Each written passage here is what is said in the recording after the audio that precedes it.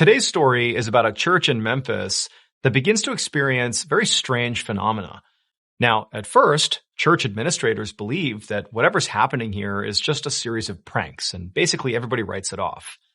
But one church staff decides to look more closely, and he discovers something much darker was going on there. But before we get into that story, if you're a fan of the strange, dark, and mysterious delivered in story format, then you've come to the right place because that's all we do, and we upload once a week. So, if that's of interest to you, for the next several days, sneak into the Like Button's kitchen after hours and add increasingly large portions of food that they hate to their fridge and their pantry. Also, please subscribe to our channel and turn on all notifications so you don't miss any of our weekly uploads. Okay, let's get into today's story.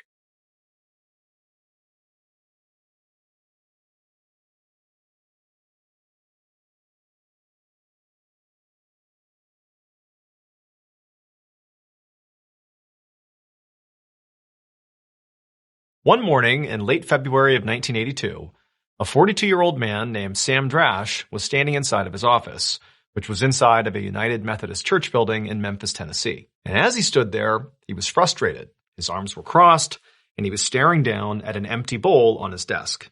So Sam was the headmaster of an elementary school that was inside of this church. This church building was massive. It not only had, the main chapel and this elementary school, but there were also dozens of offices. There was a full gymnasium, a full kitchen, laundry facilities. I mean, this place was massive. As for Sam, he spent the majority of his time in his office doing administrative work for the elementary school. And because he was at his computer all the time, just kind of doing this busy work, he found himself wanting to snack a lot. And so he needed like a healthy snack to binge on. And he found, mixed nuts were the thing he liked to eat the most that were, sort of healthy. And so he always had this big bowl of mixed nuts on his desk that he always kept full. But this morning, when he walked into his office, this big bowl of mixed nuts was inexplicably empty. And he knew the night before he had filled the bowl up, and he didn't come in between last night and now, so, who ate the mixed nuts? And so feeling pretty annoyed, he's like, all right, somebody must have come in here and taken them. Okay, fine. And so he left his office and headed to the kitchen to get some more snacks. When Sam went inside the kitchen, he saw the church's cook was at the counter cutting vegetables. And so Sam said hello to the cook and then walked right over to the pantry where the snacks were. He opened it up and he looked at the shelf where the mixed nuts always were, and the entire container was gone. And in addition to that, Sam's scanning the other shelves and seeing that a lot of snacks that he knew were typically in this pantry were also gone. It was like someone had raided the entire pantry. And so Sam, he turns to the cook and goes, hey, was there like an event here last night where they would have handed out a lot of snacks? Because I feel like all the snacks are gone here. And the cook, who at that point was still chopping vegetables, he stopped, put the knife down, and he turned and looked at Sam and said, I'm glad somebody else has noticed this, because for the last month, food has been going missing for no reason. I don't understand what's happening here. The cook told Sam that at first, the food that was going missing was pretty minor. It was really just snacks and just here and there, not a big deal. But he said more and more lately, it wasn't just snacks going missing. It was actually stuff from the fridge. And he told Sam that, at night, he put a padlock on the fridge specifically to keep people out of it, in particular the kids, who would come in and like raid the fridge. He's like, it's locked. But, last night he said he put a ham in the fridge, this whole ham. He put it in the fridge and then he shut and locked the fridge. And then this morning when he came in, he opened the fridge up and the ham was gone.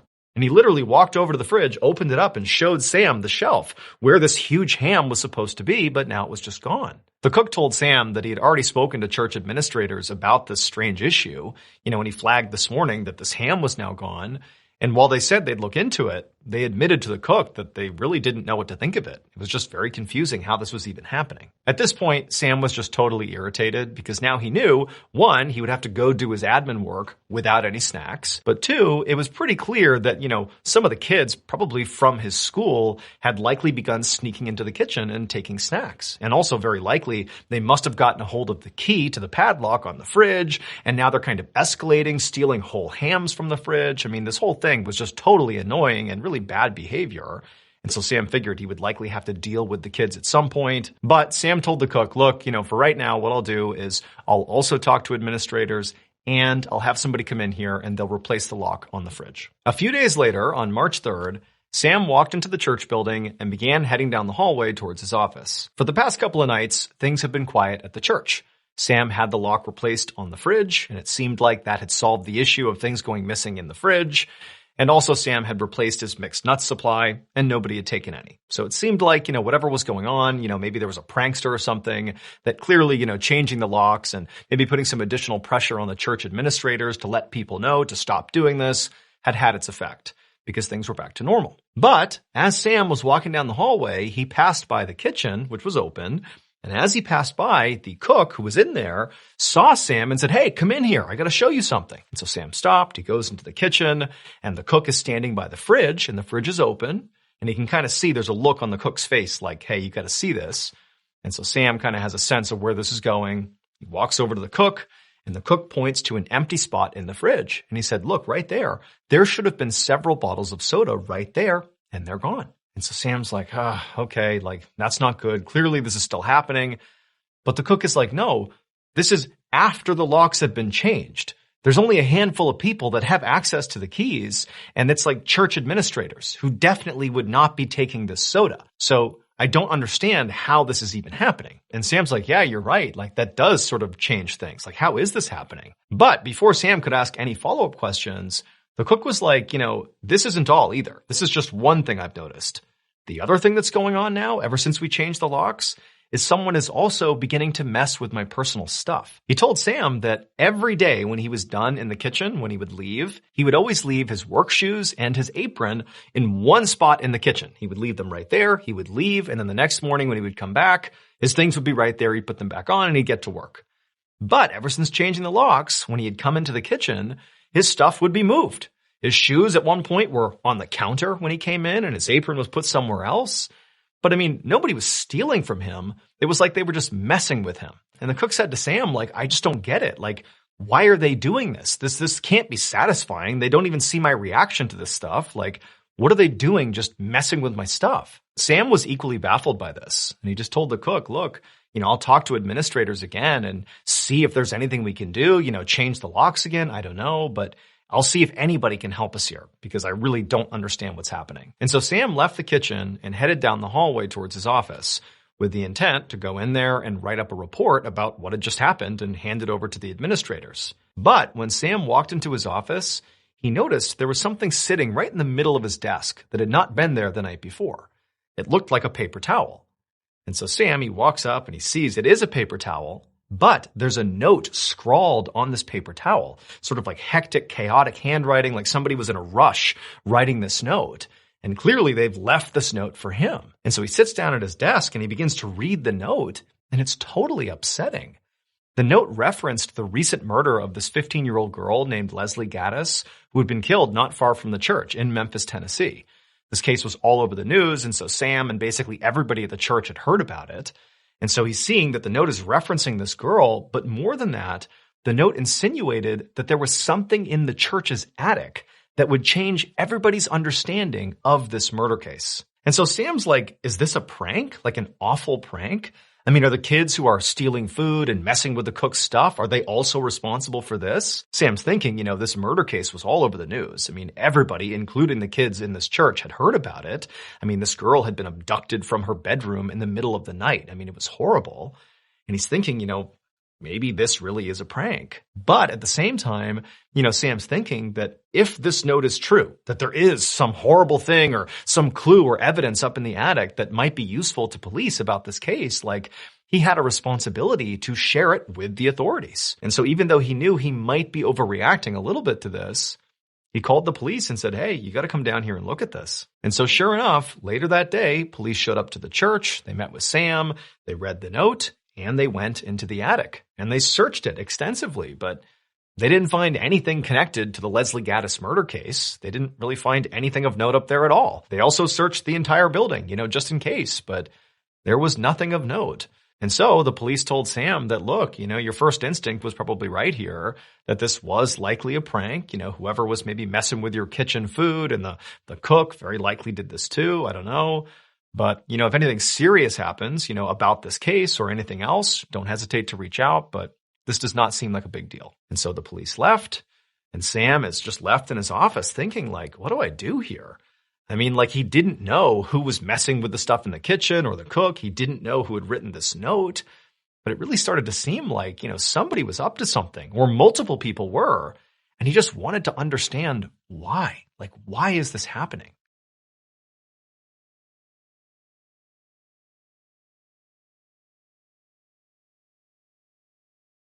All right, guys, I just did something that I have literally never done before. Not on this YouTube channel, not on any of my podcasts, nowhere. Like, this is a brand new thing, new concept, okay? Now, normally when I, tell stories, it's just me alone talking to a camera or, on stage, but it's just me talking to you. That's the style. That's the MrBallen style, has been for years. But today, it's all going to change because I interviewed a guest.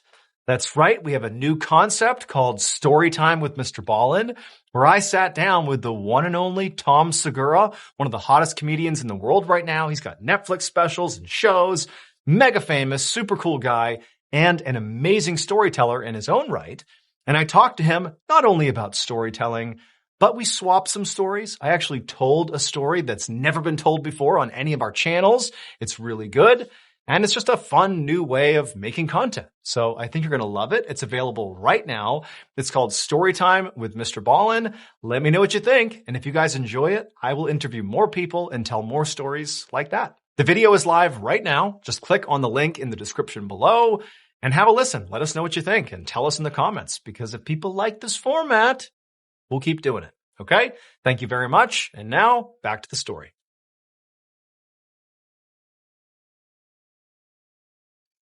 Over the next couple of weeks, food continued to go missing from the kitchen, despite locks being changed several more times. The church's cook continued to have his stuff messed with, and more notes, handwritten notes on various pieces of paper and paper towels, began popping up, not just on Sam's desk, but also on other church officials' desks. And these other church officials, when they got them, they were totally convinced that this had to be a prank. But for Sam, he just felt like, I don't know. I don't know if this is a prank. It's not really funny. It isn't like the person doing it is really getting any big reaction. It's just kind of creepy and unsettling that somebody is, launching this bizarre campaign against the church. It didn't add up.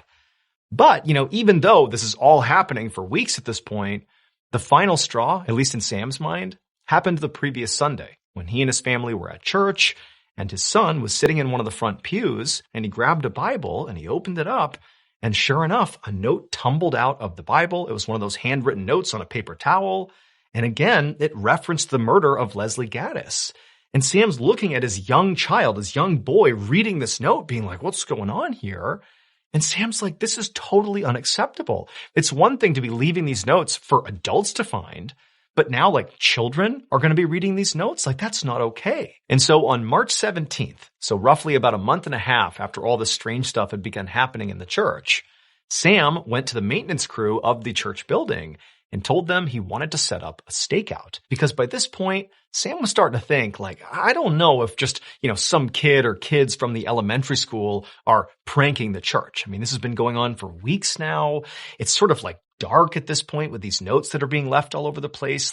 This doesn't really feel like just some kid. This actually feels like maybe an adult, maybe an outsider who's coming in to do this. For what reason, Sam didn't know, but he just felt like something's off here. And so his plan was basically he and the maintenance crew would stay in the church at night and literally hide and try to catch whoever this was, breaking in, doing this stuff in the act. By about 10 p.m. on March 17th, it was just Sam and the maintenance crew in their various hiding spots in the church, sort of centrally located so they could see the hallway that led to the kitchen, that led to Sam's office. They're all just kind of positioned, waiting.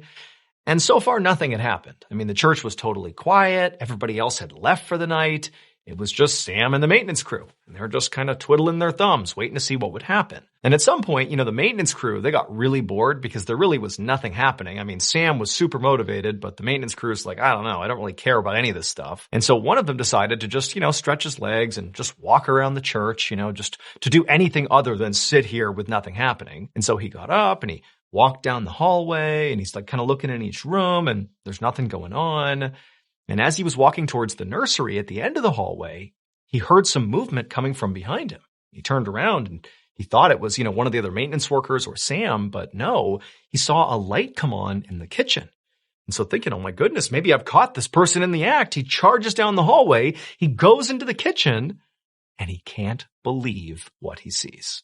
It would turn out everybody had it wrong about what happened to 15-year-old Leslie Gattas. She really was, several months earlier, literally taken from her bedroom in the middle of the night, taken out of her house. But she wasn't murdered.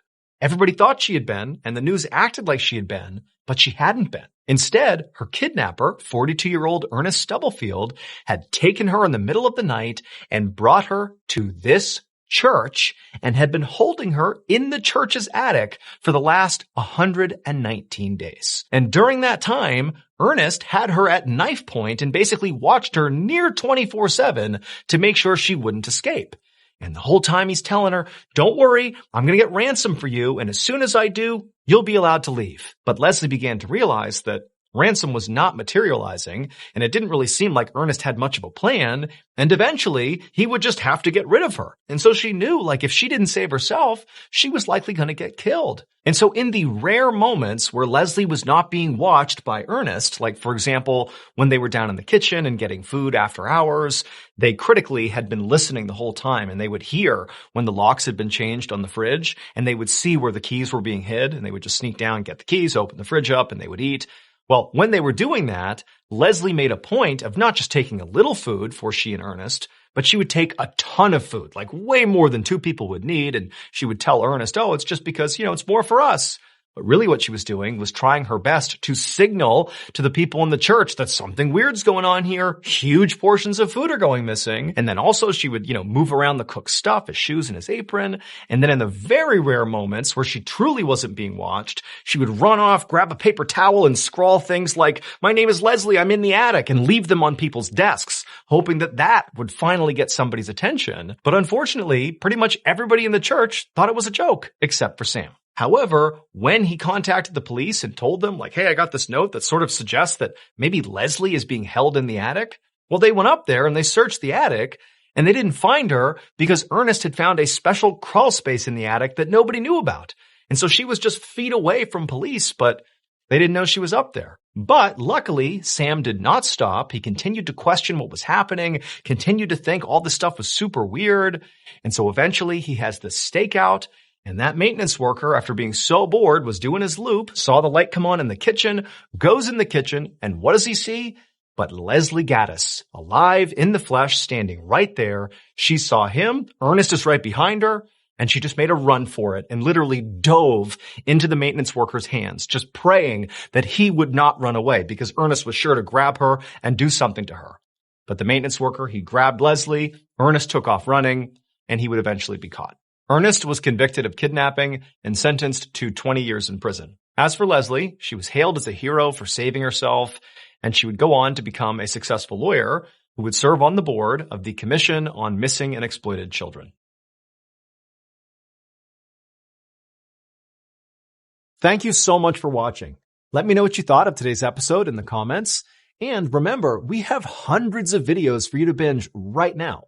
But if you're looking for a recommendation from me of that one video that's worth your time, well, it's this one right here.